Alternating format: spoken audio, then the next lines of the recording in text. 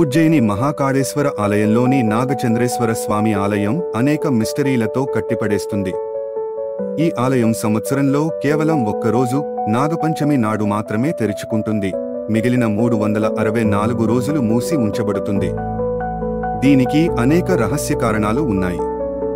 అవేంటో ఇప్పుడు తెలుసుకుందాం. శివుడు, పార్వతీదేవి మరియు శేషనాగుడు కలిసి కనిపించే విగ్రహం ప్రపంచంలో మరో ఎక్కడా కనిపించదు.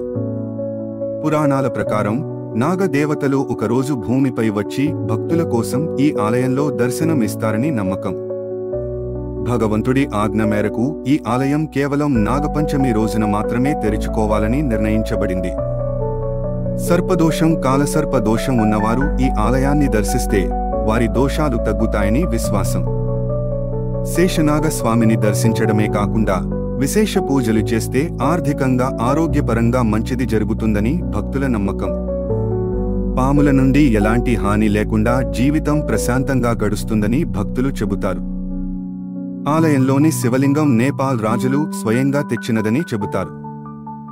ఇది 11వ శతాబ్దంలో నిర్మించబడినదని, దీనిని ప్రత్యేకంగా హిమాలయ ప్రాంతంలో ఉన్న రహస్య ఆలయానికి అనుసంధానమని కొందరి నమ్మకం.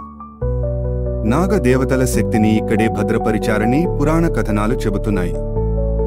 పురాణ కథనాల ప్రకారం ఈ ఆలయ ద్వారాలు రోజూ తెరిస్తే భూకంపాలు వచ్చే అవకాశం ఉందని పండితులు చెబుతారు.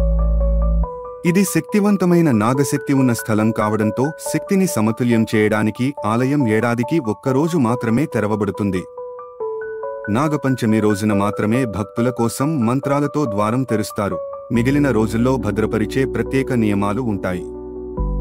ఈ ఆలయంలో పూజలు చేయడం వల్ల సర్పదోషం, కాలసర్ప దోష నివారణ, ఆర్థిక సమస్యలు తొలగిపోతాయి, కుటుంబ శాంతి, ఆరోగ్య సౌభాగ్యం కలుగుతుంది, శత్రుబాధలు తొలగిపోతాయి, గర్భధారణ సమస్యలు పరిష్కారమవుతాయి.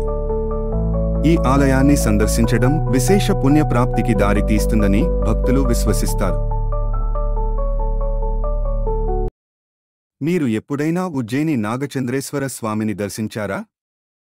మీ అభిప్రాయాలను కామెంట్ రూపంలో తెలియజేయండి. ఇలాంటి ఆసక్తికరమైన విషయాల కోసం మా ఛానల్ని లైక్, షేర్ అండ్ సబ్స్క్రైబ్ చేయండి.